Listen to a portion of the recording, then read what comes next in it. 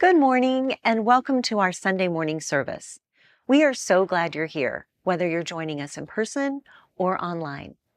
To learn more about how you can become an active participant in our faith community, contact me, Tina Lewis, at tlewis@unitytemple.org.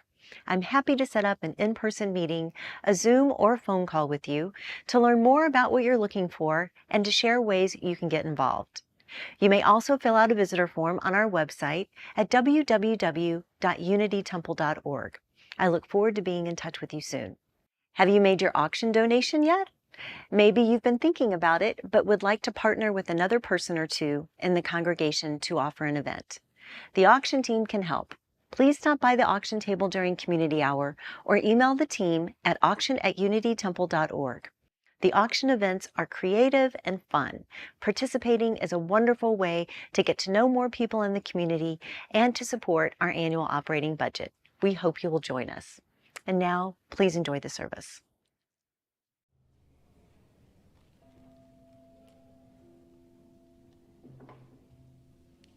Good morning. Oh, let's try that again. Good morning. Awesome. My name is Sandy Meyer, and my pronouns are she and her, and I serve on your board of trustees. If you are here for the first time, thanks for joining us. We invite everyone present in the sanctuary to join us on our in-person community hour immediately following the service. Each week, we remind ourselves of this congregation's core values: connection, transformation, justice, and acceptance. Our mission is to embody these core values in our daily lives, and we do that by welcoming all, inspiring compassion, nurturing wonder, and serving community. Welcoming all means that we work together to foster a community of radical hospitality.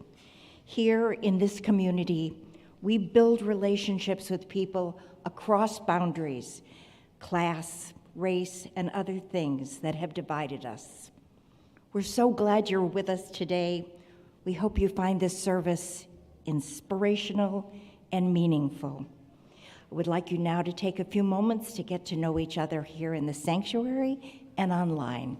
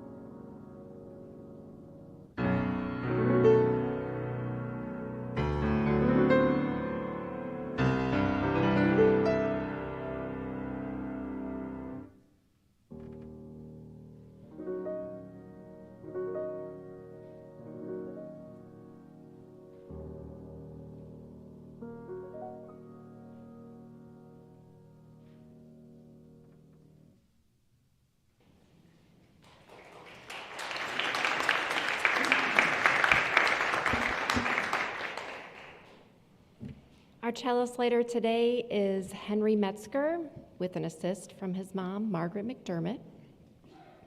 Henry likes to play Monopoly and also likes to play soccer.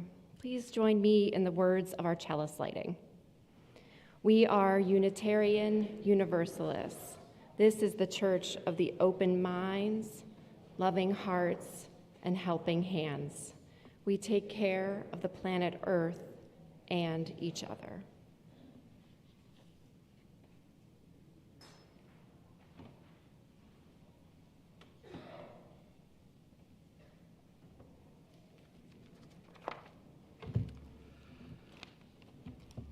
Let us enter sacred space together. Relax into your seat, breathe comfortably, and just be here now. If you would like, put your hand on your heart. This signals your brain to release oxytocin, which creates a sense of safe connection with others and immediately reduces stress. Leave the past and all of its memories behind. Let go of the future and all of its worries and plans. Simply breathe and be. Allow yourself to put the world of activity and doing to the side. Perhaps you feel gratitude for being gathered together here and virtually in this beloved community. Let that feeling really soak in.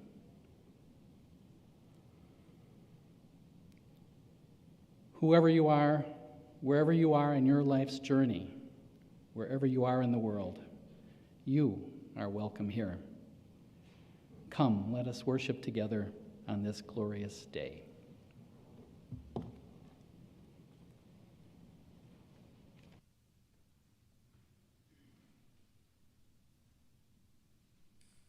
Please stand and join in singing with joy, number 345 in your hymnals.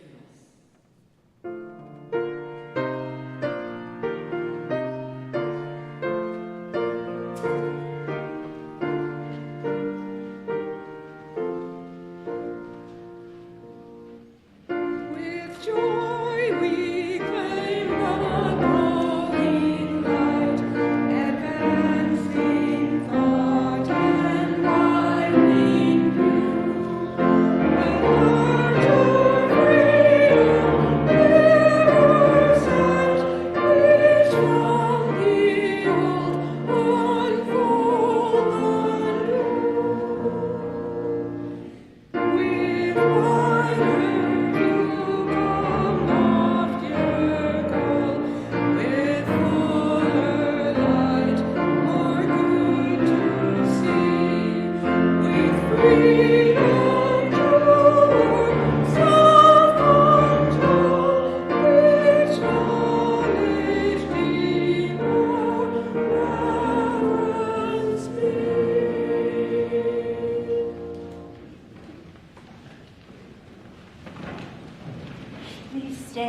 Please stand if you are willing and able while we say our covenant. Love is the doctrine of this congregation, and the quest for truth is its sacrament, and service is its prayer. To dwell together in peace, to seek knowledge in freedom, to serve humanity in fellowship, to the end that all souls go into harmony with the mind. Thus do we covenant with each other and with God.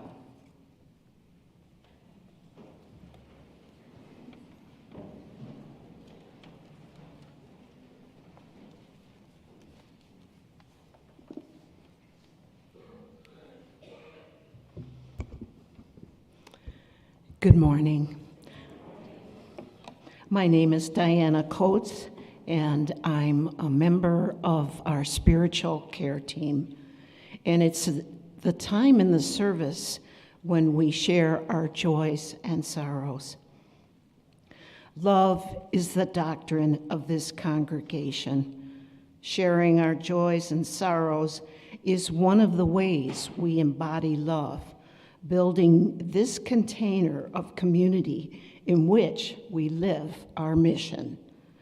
For those who attend in person, You are invited to share your joys and sorrows in the binder located in the lobby, right outside the double doors.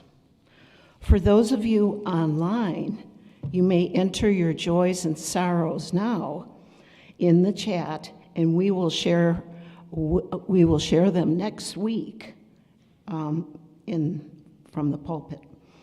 You may still email your joys and sorrows to joysandsorrows@unitytemple.org. Always include your name.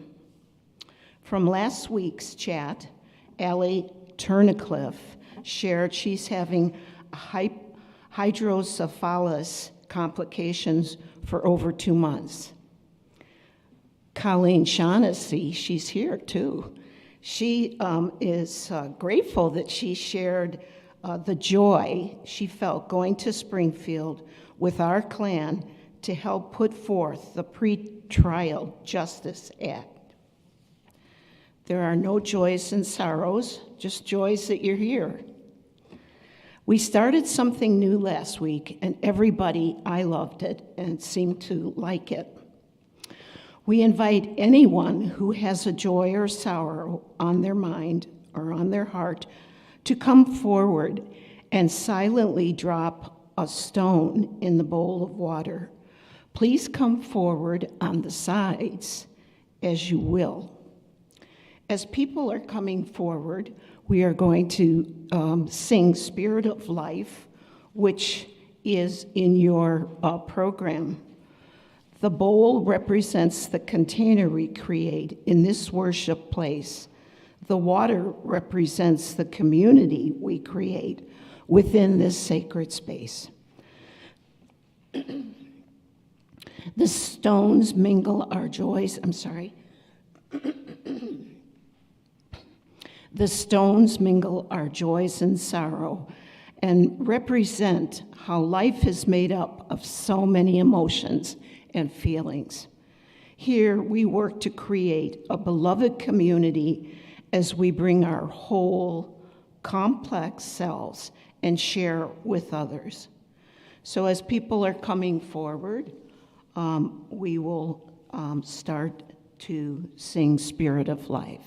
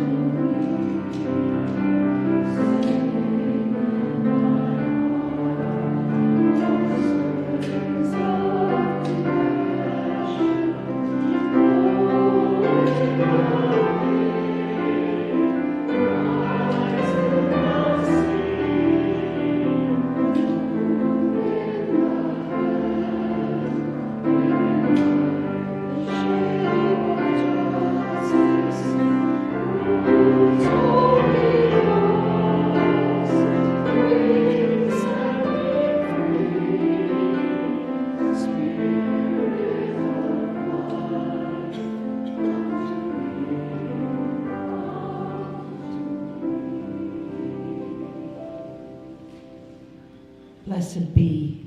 Namaste.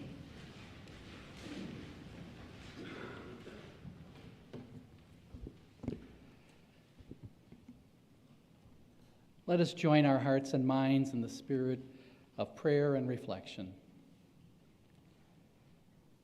Spirit of life, source of all love, eternal mystery of God within, among, and beyond us. In this season of gratitude for our family, friends, and our many blessings, let us also remember that this is a season of mourning for many of our Native American brothers and sisters, whose ancestors helped Europeans survive in an unfamiliar land, only to be repaid with suffering. May we breathe into that truth and not turn away, and may we never forget. Blessed be. Amen.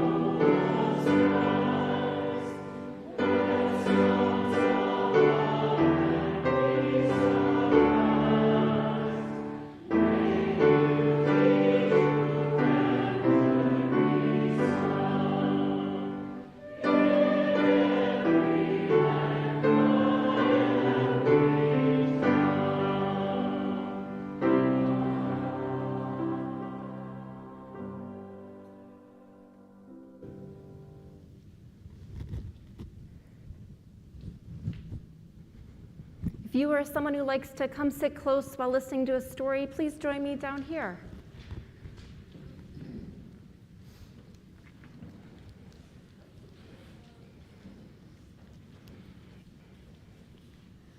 Great job, Henry.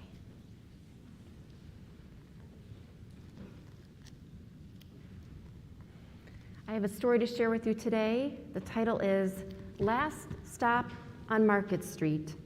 The words are by Matt De La Pena, and the pictures are by Christian Robinson. Raise a quiet hand if you've heard this story before.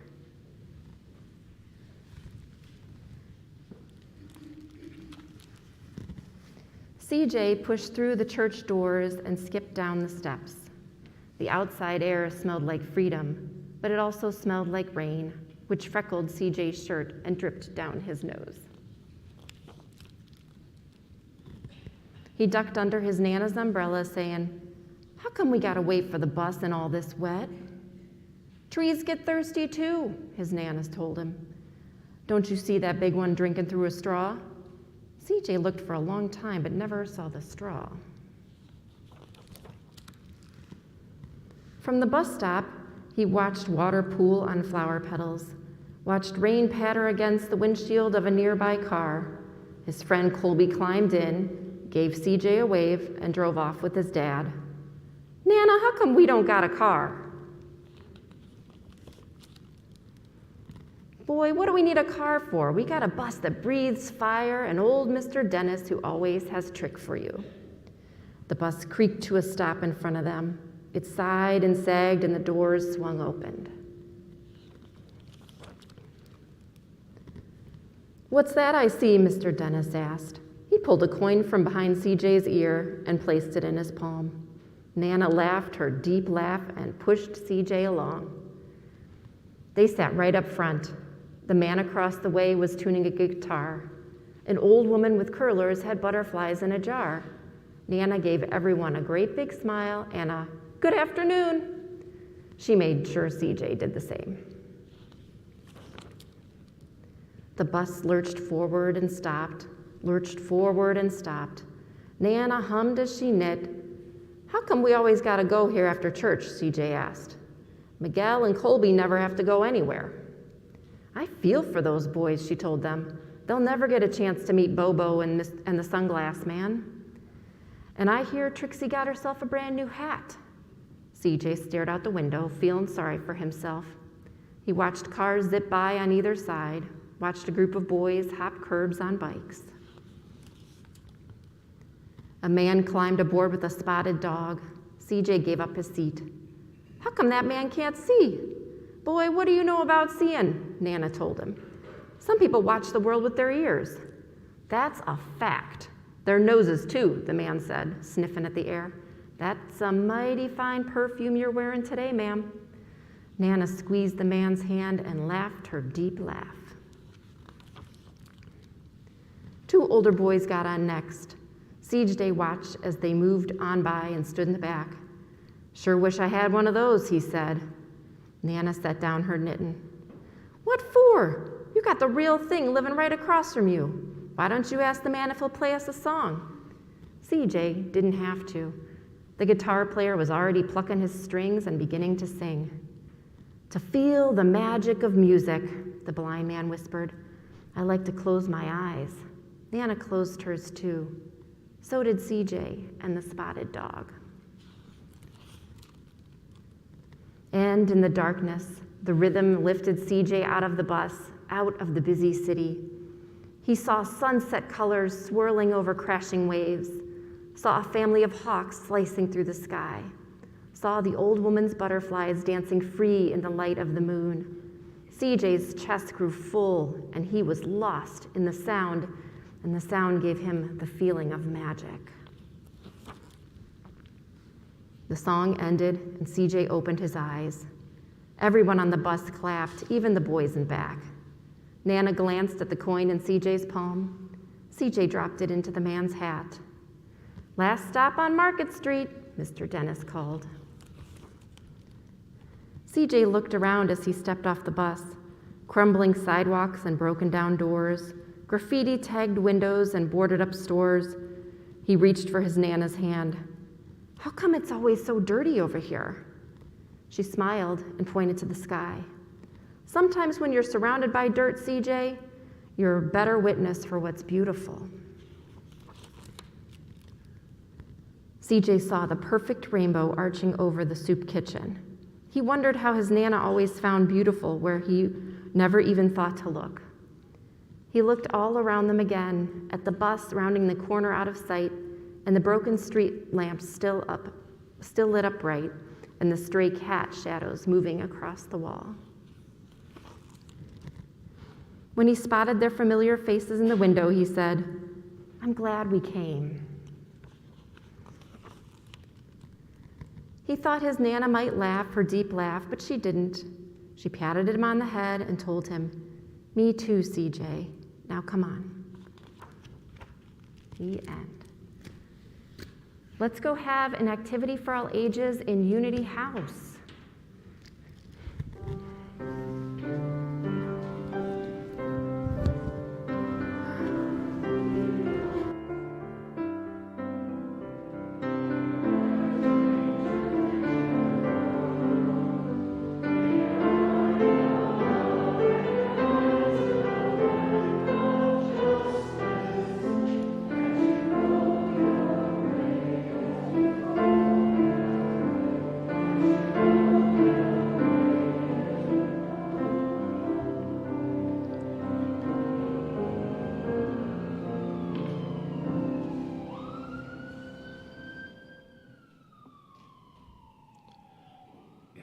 Before sharing today's reading, I just wanted to thank Chuck Ruth for putting today's service together.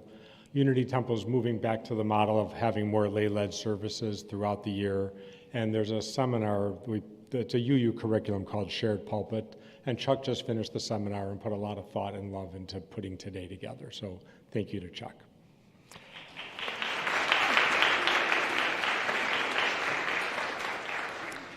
The reading today is from Thich Nhat Hanh's Heart of Understanding. Understanding is like water flowing in a stream, while wisdom and knowledge are solid and can block our understanding. In Buddhism, knowledge is regarded as an obstacle to understanding. If we take something to be truth, we may cling to it so much that even if the truth comes and knocks on our door, we won't let it in. We have to be able to transcend our previous knowledge the way we climb up a ladder. If we are on the 5th rung and think we are at the very top, there is no hope for us to ever reach the 6th rung. We must learn to transcend our own views. Understanding, like water, can flow, can penetrate. Views, knowledge, and even wisdom are solid and can block our understanding.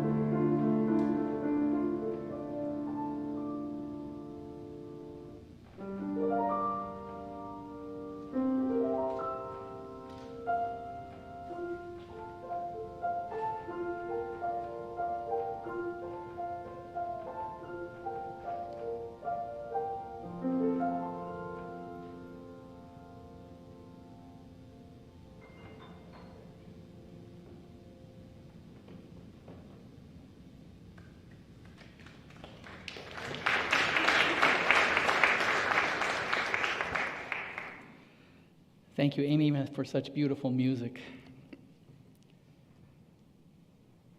The famous parable attributed to David Foster Wallace goes like this. There are these two young fish swimming along, and they happen to meet an older fish swimming the other way, who nods at them and says, "Mornin', boys, how's the water?" And the two young fish swim on for a bit, and then after a while, one of them looks over to the other and goes, "What the heck is water?" Just like the young fish, we're immersed in water, the water of our cultural conventions, but we aren't aware of those conventions. They're like the air we breathe. Without attention, awareness, and discipline, we automatically take our cultural conventions to be the truth with a capital T, even though we're aware that other cultures' conventions are different. Our Unitarian Universalist UU fourth principle, the free and responsible search for truth and meaning, is restricted if we're not free of the underlying conventions that unconsciously influence the way we see the world. The first principle, the inherent worth and dignity of every person, may also be in play here. As historian Yuval Noah Harari writes, most people tend to believe they are the center of the world, and their culture is the linchpin of human history. And that's false. To believe that combines a willful ignorance of history with more than a hint of racism. Let's say that through attention, awareness, and discipline, I'm able to spot some of the cultural conventions and then label them as assumptions, not as truth. Then I ask myself, do those assumptions seem right? Or do some of them, or all of them, conflict with my values? And then what do I do about that? I have found that the never-ending road to cultural freedom is riddled with countless detours and potholes. Margaret Wheatley writes that culture wields unusual power.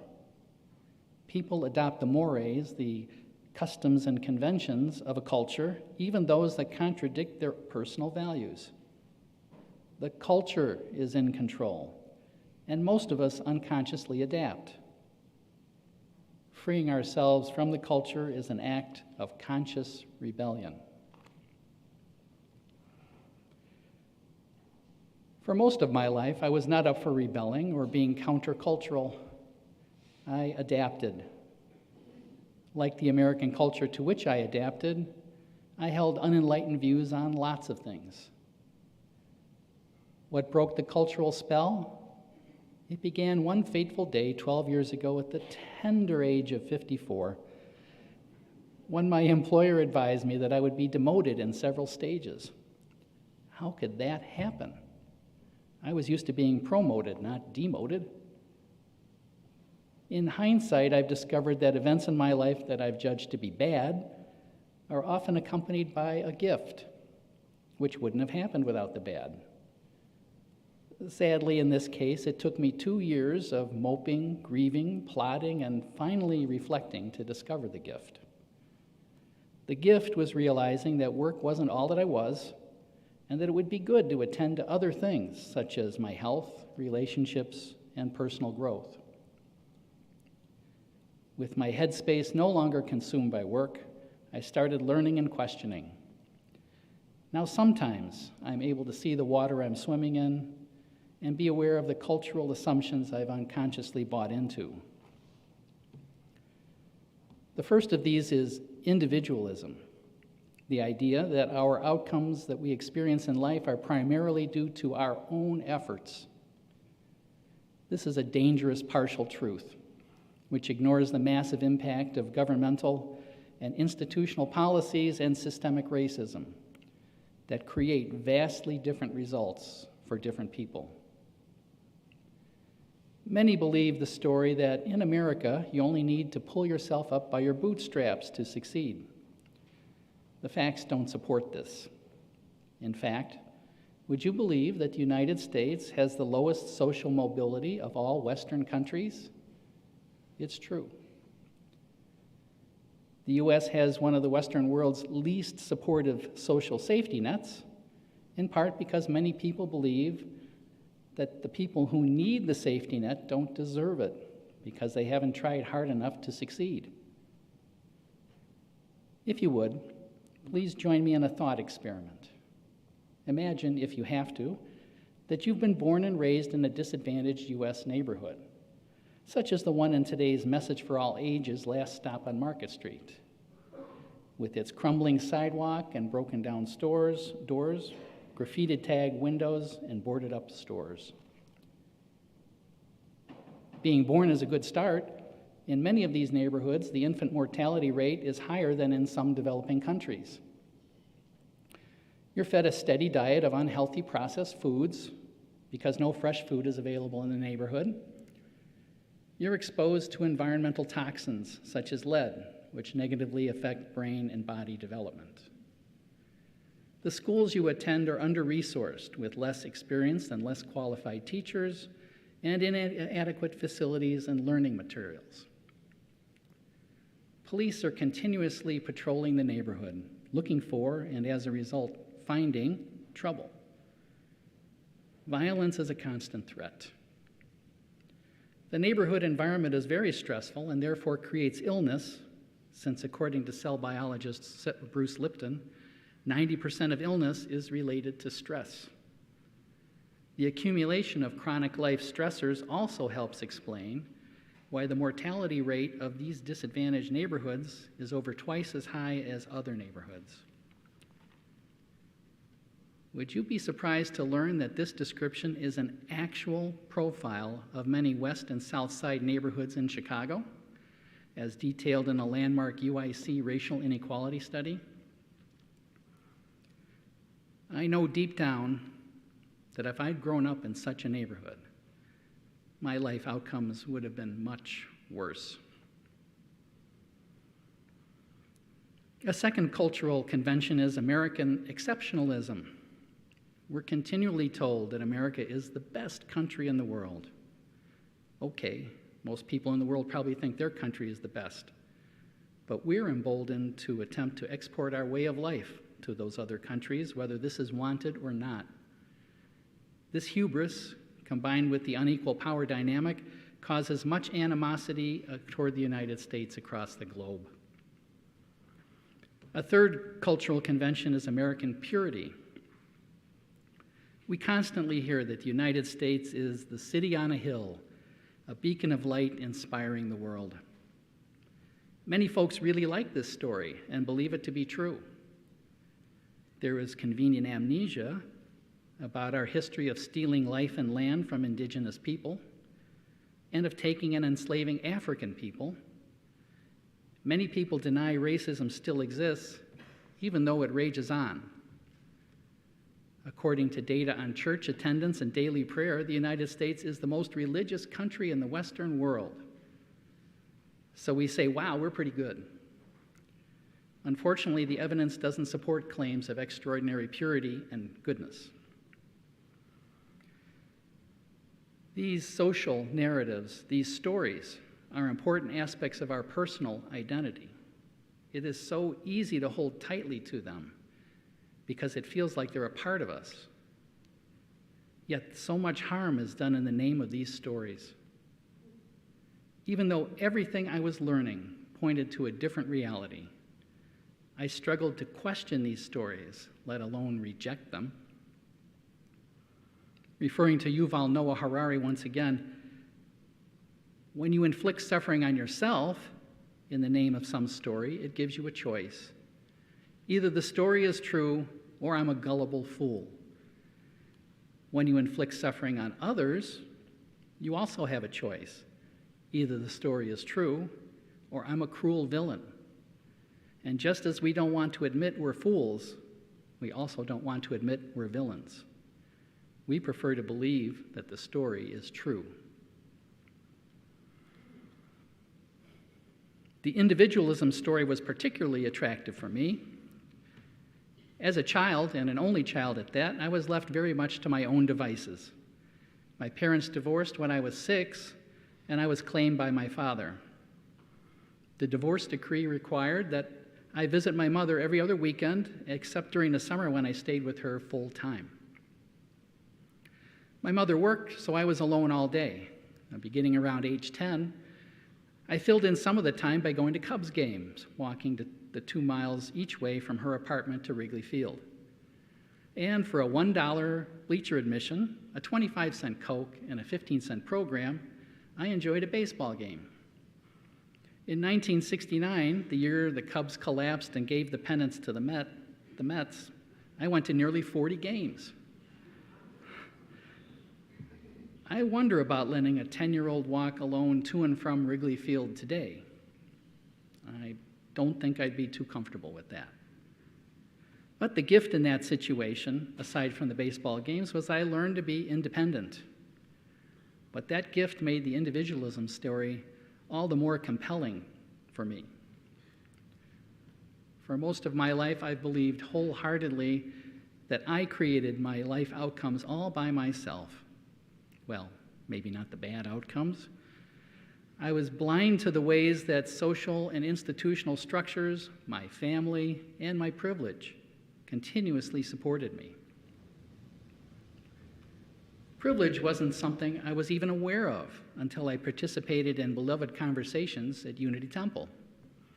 The Beloved Conversations program is designed to unearth and examine deeply held, mostly unconscious beliefs about race and whiteness. During the second session, we were led through the Dance of Privilege exercise. 44 statements were read, and for each one, you'd step forward or backward if the statement was true for you. For example, for the statement, "If your skin is white," I stepped forward 3 steps. Persons of color were to step back 2 steps. There were also questions about finances and support while growing up. If you took regular vacations as a child, 1 step forward. If your parents contributed to your college expenses, 1 step forward. If you shopped with food stamps, 1 step back. At the end of the exercise, everyone had a very clear picture of where they stood compared to the others in the group in terms of privilege. I wasn't surprised to end up near the front of the group. And I also realized that I hadn't thought about my personal privilege not even one time in my life to that point. From this exercise, I realized I wasn't the sole creator of my life outcomes. The outcomes were built on a foundation of genetics and support while I was young. Luck, in other words. I have overestimated the degree to which my own efforts have led to my current life, and I've taken too much credit for whatever success I've achieved. And I also realize that the outcomes for others are also based on that foundation of luck, good or bad. I've been too judgmental about others, not properly accounting for their personal situations or obstacles which may make progress impossible or less likely. And so it was that the myth of individualism was busted for me. Now that these truths have become obvious to me, I more naturally feel empathy, which gives me a chance to connect with others. And I'm grateful for that. My path toward awareness of some cultural conventions has been challenging and rewarding. It's been supported, ironically, by the same privilege that I recently became aware of.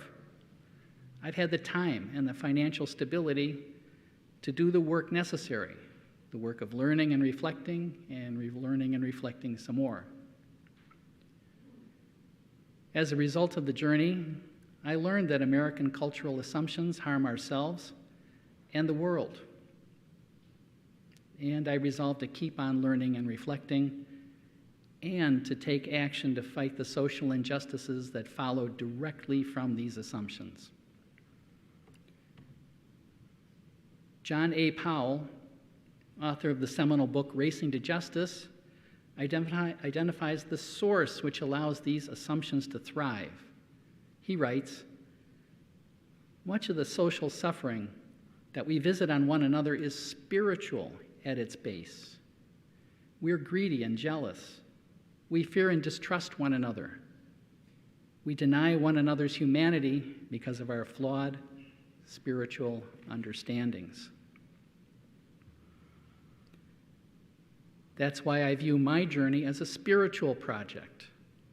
But this spiritual project is not an individual project, as the individualism myth would suggest. It's been informed by UU principles and the many inspiring role models in the Unity Temple community. This project couldn't have been sustained over the past 12 years without the support of this community, which in so many ways told me, yeah, you're on the right track. Keep going. That support is one of the blessings I'm thankful for on this Thanksgiving weekend. I know that my project may be completely different from yours, and I also know in this community we can transform ourselves, and in doing so, help to transform the world. May your spiritual projects bring you peace and joy. Blessed be. Amen.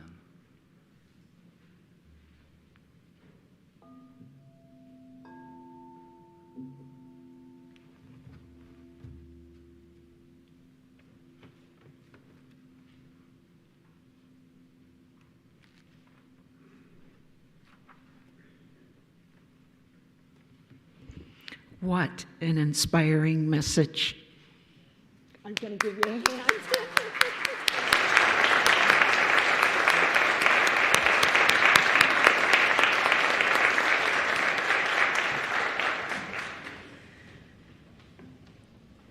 Each week, we give our Sunday offering to an organization that aligns with our UU values, and is committed to bringing justice, equity, and compassion to our world.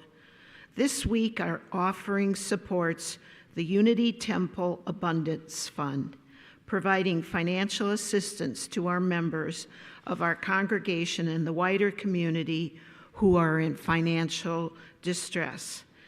There are baskets in the back. Yeah, everybody's getting those. Good. You may donate by sending a check to Unity Temple office, and in the memo line, write Abundance Fund. May what you give bring you joy.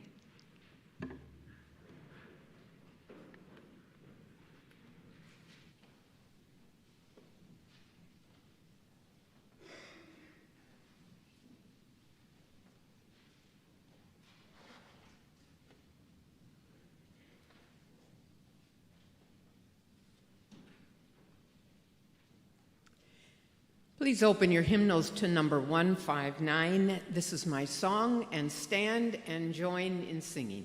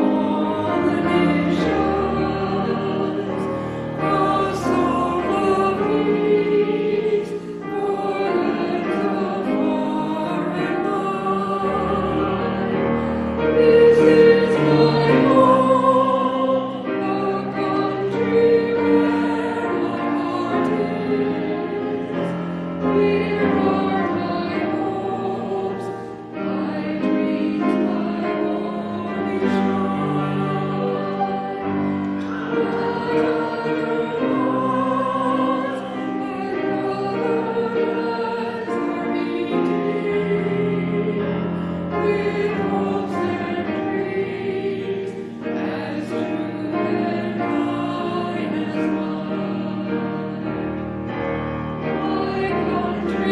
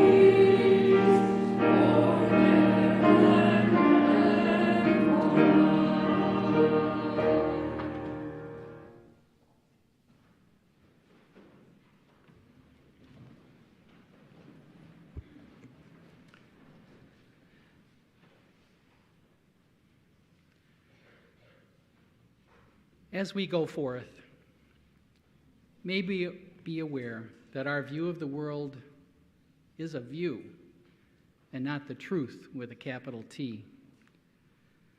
Let us hold our beliefs lightly, remaining open to different perspectives. And may we engage in practices that lead us to live more consciously so that we may best serve the world. Go in peace and love. Please join me in the words of our chalice extinguishment in the order of service. Carry the flame of peace and love until we meet again.